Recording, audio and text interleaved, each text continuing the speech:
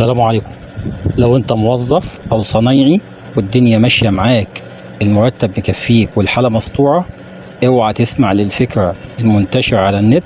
اعمل لك مشروع وخليك رجل اعمال.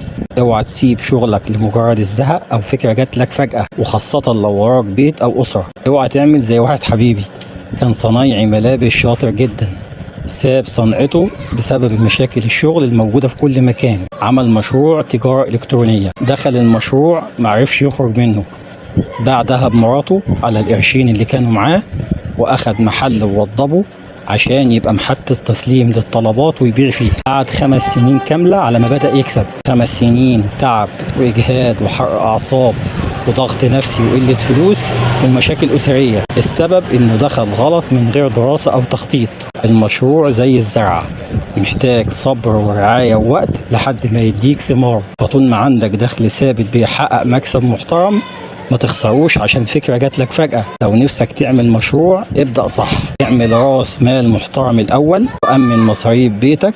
اعمل المشروع جنب شغلك، ادرس السوق من أرض الواقع مش من فيديو شفته على النت.